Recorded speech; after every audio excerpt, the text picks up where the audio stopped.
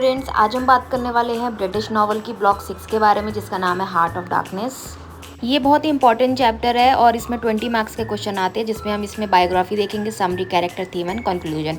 Short में video होने वाली है, उन पॉइंट्स को कवर करूंगी जो इंपॉर्टेंट होंगे एग्जाम के पर्सपेक्टिव से। इसमें जो मैंने चीज़ें लिखी है ना, वो आप एज अ नोट्स भी अंडरस्टैंड कर सकते हो, नोट्स बना के भी आप लिख सकते हो, स्क्रीनशॉट ले सकते हो, जिससे आप इजीली अंडरस्टैंड कर सको कि एग्जाम्स में आपको क्या क्या लिखना है और कैसे लिखना है। तो हम देख लेते हैं बायोग्राफी। जोसेफ कॉनराड कौन थे? ही was a Polish British writer और एक मास्टर डी नॉवल इनको बोला जाता था हार्ट ऑफ डार्कनेस के लिए, like a Lord Jim and Nostromo.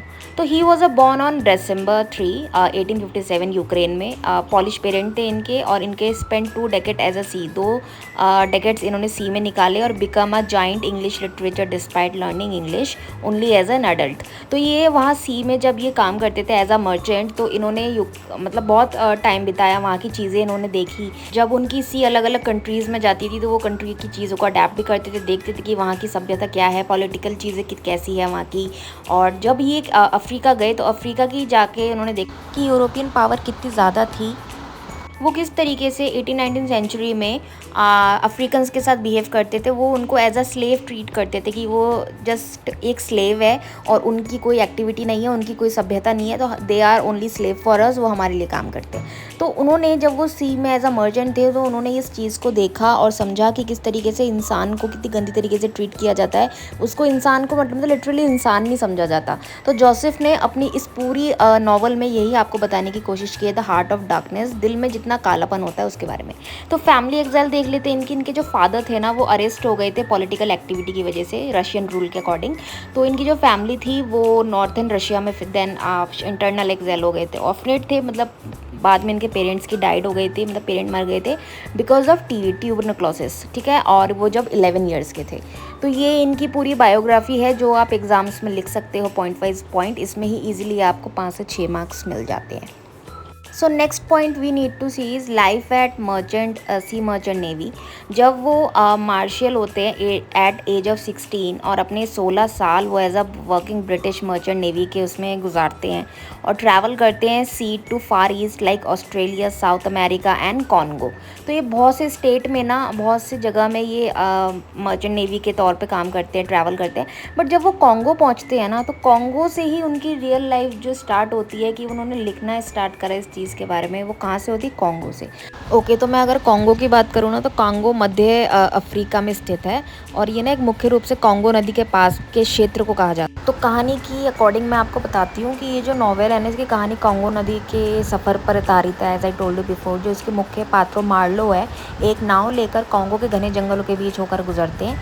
तो उसके ऊपर ये कहानी की पूरी आपको चीज़ें पता चलेगी। यूरोपियंस के बारे में बताया गया है कि वो किस तरीके से जो अफ्रीका के लोग होते थे उसके ऊपर जुल्म करते थे, और जो मेन कॉन्गो की स्टेट है ना, वो किस तरीके से वहाँ को एज आ फ्री स्टेट घोषित कर देते हैं कि ताकि उनसे कुछ भी लूट सके, मतलब क्रूर शासन कर सके एंड ऑफ द टाइम। ये दिखाया गया है। कौन करते? तो यूरोपियंस होते थे, वो लोग करते थे। तो चलिए फिर नेक्स्ट पॉइंट पे आ जाते हैं, समरी पे। जोसेफ कॉनराड बताते हैं कि 1899 की जो इनकी नॉवल है ना, वो हार्ट ऑफ डार्कनेस है, फॉलो करती है सेलर चार्ल्स मार्लो, जो मेन प्रोटैगनिस्ट है। उनकी जर्नी उनकी बताई गई है कॉन्गो रिवर के साथ, कि जब वो शिप पे जाते हैं एज अ मर्चेंट। वो एक तरीके से अपनी कहानी बता रहे हैं, बट उन्होंने कैरेक्टर्स चेंज कर दिए। कैरेक्टर उन्होंने रखवाया इसमें मार्लो को, जो मेन प्रोटैगनिस्ट है। हाईलाइट किया गया है एक्सट्रीम क्रूरलिटी को और यूरोपियंस की लेके, कि किस तरीके से यूरोपियंस जो होते थे वो अफ्रीकन्स पे तानाशाह करते थे। मार्लो ने रिकाउंट किया है, विटनेस किया है मॉरल डेके को of ivory, agent of Mister Kurtz. ये बहुत ही ज़्यादा जालिम किस्म के इंसान होते थे, ठीक है ना, जो किसी के ऊपर भी दया नहीं खाते थे। वो इस्टेब्लिश करते अपने आप को as a brutal god like figure, और जो मरने से पहले उनको एज अ गॉड फिगर माना जाता था, दूसरे लोग उनको एज अ गॉड मानते थे। अपने आप को बहुत क्रूर दिखाया उन्होंने इस पर। तो हार्ट ऑफ डार्कनेस के कैरेक्टर देख लेते हैं। फर्स्ट आते हैं चार्ल्स मार्लो। ये मेन प्रोटैगनिस्ट है और प्राइमरी नरेटर है, जो बताती भी है कहानी। फिलोसफर भी है और यूरोपियन कॉलोनाइजिंग का बात भी बताते हैं। मिस्टर कार्ड्स रोल के बारे में बता देती हूँ। ये चीफ होते हैं इनर स्टेशन के और आइवरी एजेंट भी होते हैं। हाईली इंटेलिजेंट होते हैं और ज़्यादा ना कम्प्लीटली करप्ट होते हैं, और पावर होती है इनके हाथ में बहुत ज़्यादा, और ब्रूटल दिखाया इनको बहुत ज़्यादा कि लाइक गॉड का दर्जा देते थे लोग इनको। लेकिन एंड ऑफ द टाइम इनकी डेथ हो जाती है बीमारी के चलते, ठीक है। तो ये 2 कैरेक्टर्स है ना, ये बहुत मेन कैरेक्टर है, तो इनके इर्द गिर्द ही पूरी कहानी घूमती है।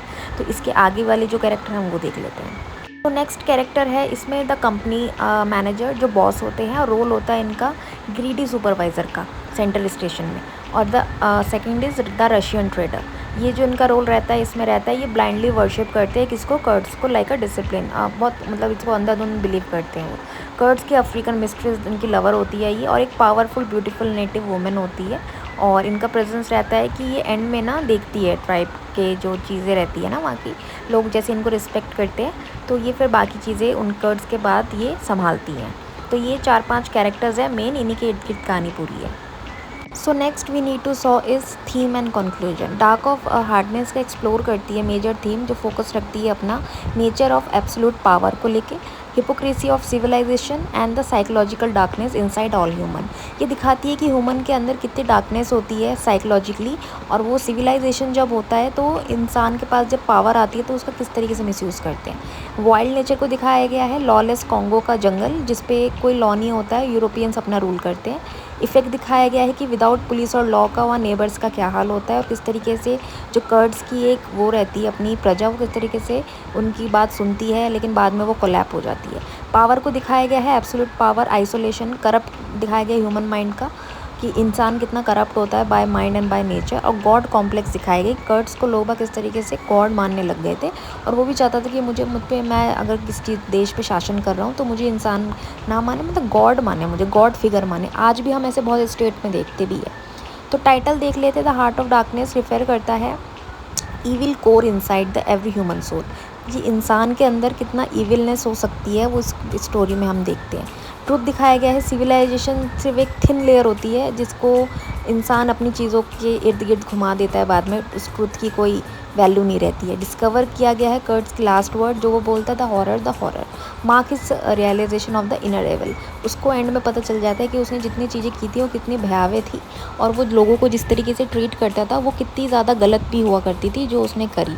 और इंसान को एंड में ही सारी चीज़ें जैसे पता चलती है, वैसे ही कर्ड्स को भी पता चली थी। तो जो मिस्टर मार्लो है वो यही सारी चीज़ें बताने की कोशिश करते हैं कि उस स्टेट के लोगों को इस तरीके से ट्रीट किया जाता था। आई होप आपको ये स्टोरी अंडरस्टैंड हुई होगी।